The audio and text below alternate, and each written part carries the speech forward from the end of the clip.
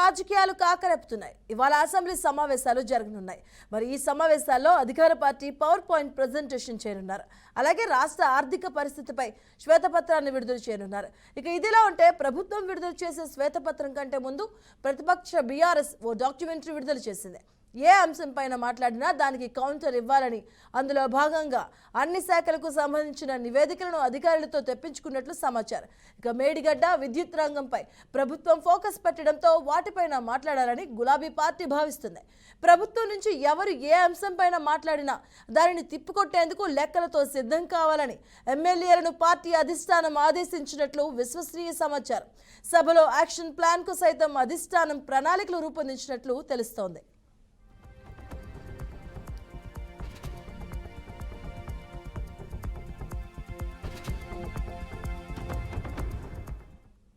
సభలో పంతం నెగ్గించుకోవాలని బీఆర్ఎస్ భావిస్తుంది. కాంగ్రెస్ సభ్యులు వివరాలు పూర్తి డేటా లేకుండా మాట్లాడే అవకాశం ఉందని, గతంలో చేసిన తప్పిదాలు చేస్తారని, అందుకు అన్ని శాఖల నివేదికలతో ప్రస్తావించాలని భావిస్తున్నారు. వారిని ఇరుకును పెట్టిన బీఆర్ఎస్ ప్రభుత్వమే బాగా చేసిందని వివరించేలా ప్లాన్ చేస్తున్నారు. కేటీఆర్, హరీష్ రావుతో పాటు సీనియర్ సభ్యులతోనూ కౌంటర్లు ఇప్పించి కార్నర్ చేయాలని అధిష్టానం వ్యూహాలు రచిస్తుంది.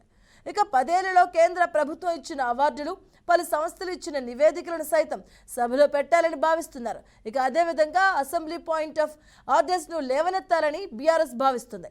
ఎంతమంది సభ్యులకు ఎంత సమయం ఇవ్వాలి అనే సభ రూల్స్ ప్రకారం స్పీకర్ టైం ఇవ్వాలి అనే అంశాన్ని సైతం ప్రస్తావించాలని భావిస్తున్నారు.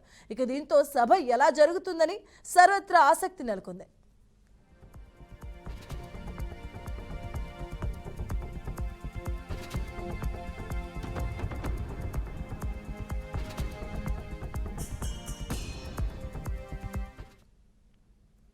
ఇక మరోవైపు అసెంబ్లీ వేదికగా తమ ప్రభుత్వ తీరును ఎండగట్టాలని కాంగ్రెస్ ప్రభుత్వం భావిస్తుంది.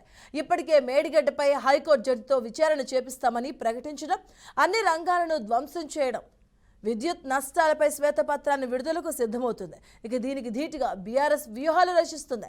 అన్ని రంగాల్లోనూ బీఆర్ఎస్ ప్రభుత్వం చేసిన అభివృద్ధిని వివరించాలని, తెలంగాణ రాష్ట్రం ఏర్పడక ముందు, ఏర్పడిన తర్వాత జరిగిన ప్రగతిని వివరించేందుకు సిద్ధమవుతుంది. ప్రభుత్వం ఏ అంశం, ఏ రంగం పైన మాట్లాడినా తగ్గకుండా సమాధానం ఇవ్వాలని పార్టీ అధిష్టానం సైతం ఎమ్మెల్యేలను ఆదేశించినట్లు తెలిసిందే.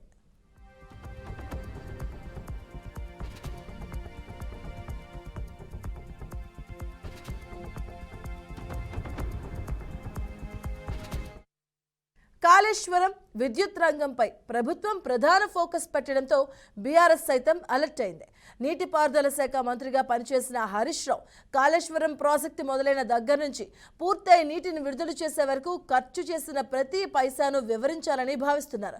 ప్రాజెక్టుతో కలిగే లాభాలు, ప్రాజెక్టు సామర్థ్యం, మేడిగడ్డ బ్యారేజ్తో సహా అన్ని సభలో ప్రస్తావించి కాంగ్రెస్ విమర్శలను తిప్పికొట్టాలని ప్లాన్ చేస్తున్నారు.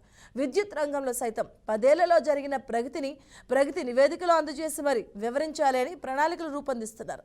సభ ఈ నెల 20 నుంచి ఎన్ని రోజులు జరిగినా ప్రతి అంశంపైన వివరించాలని సంబంధిత సమాచారాన్ని సైతం ఎమ్మెల్యేలకు ఇచ్చినట్లు తెలుస్తోంది.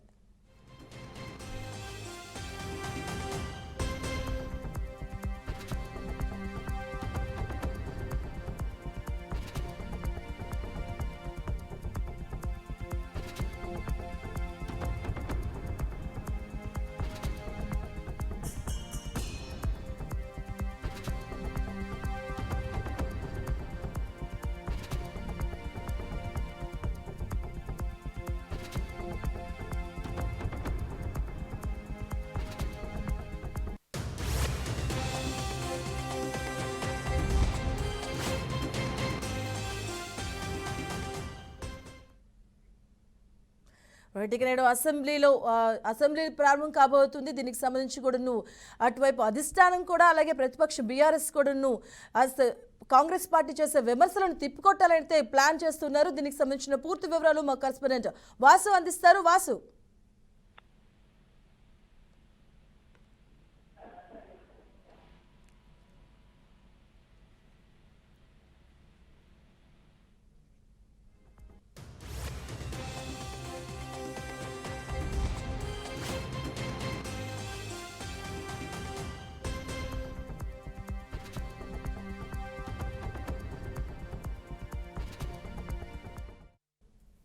ఇవాళ మరికొద్ది సేపట్లో తెలంగాణ అసెంబ్లీ సమావేశాలు ప్రారంభం కాబోతున్నాయి. ప్రధానంగా ఇవాళ అసెంబ్లీలో ఏదైతే బీఆర్ఎస్ ప్రభుత్వం 2014 నుంచి ఏదైతే చేపట్టిందో కార్యక్రమాలు దాని మీద CM Revanth Reddy power point presentation ద్వారా సభ్యులకు అట్లాగే ప్రజలకు వివరించే ప్రయత్నం చేస్తారు. అసెంబ్లీ హాల్లో ఏర్పాటు చేసిన పెద్ద స్క్రీన్ లో సీఎం రేవంత్ రెడ్డి ఈ బీఆర్ఎస్ ప్రభుత్వం చేపట్టిన కార్యక్రమాలు అట్లాగే ఏదైతే ఆదాయ వ్యయాలకు సంబంధించిన సమాచారం, ప్రభుత్వం సేకరించిన ఆదాయం, దాన్ని ఖర్చు చేసిన విధానం, అట్లాగే అప్పుల మీద వడ్డీలు, ఇతరత్ర ఏదైతే వ్యయాలు చేసిందో దాని మీద కూలంకషంగా CM Revanth Reddy power point presentation చేయనున్నారు.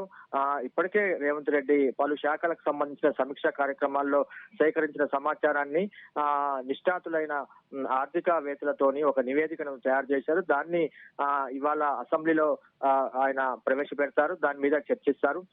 ప్రధానంగా సాగునీటి ప్రాజెక్టులు, విద్యుత్ రంగం, అట్లాగే ఆర్థిక రంగానికి సంబంధించిన ఈ 3 కీలకమైన రంగాలకు సంబంధించిన సమాచారాన్ని అసెంబ్లీలో ఇవాళ పవర్ పాయింట్ ప్రజెంటేషన్ ద్వారా సీఎం రేవంత్ రెడ్డి వివరిస్తారు. అంతకు ముందు సభ ప్రారంభం కాగానే ఇటీవల మృతి చెందిన 3 మాజీ శాసనసభ్యులకు సభ సంతాపం తెలియజేస్తుంది. వారిలో రామాయంపేట మాజీ ఎమ్మెల్యే శ్రీనివాసరెడ్డి, భద్రాచలం మాజీ ఎమ్మెల్యే సత్యవతి, పరిగి మాజీ ఎమ్మెల్యే హరీశ్వర్ రెడ్డికి సభ నివాళులర్పించిన తర్వాత ఈ పవర్ పాయింట్ ప్రజెంటేషన్ కార్యక్రమాన్ని తెలంగాణ రాష్ట్రంలో ఆర్థిక పరిస్థితులు శ్వేతపత్రం అనే లఘు చర్చ ద్వారా సీఎం రేవంత్ రెడ్డి ఈ ఎల్ఈడి స్క్రీన్ అసెంబ్లీ హాల్లో ఏర్పాటు చేశారు. ఆ ఎల్ఈడి స్క్రీన్ ద్వారా ఆయన పవర్ పాయింట్ ప్రజెంటేషన్ చేస్తారు. Madhavi. Right, thank you Vasu.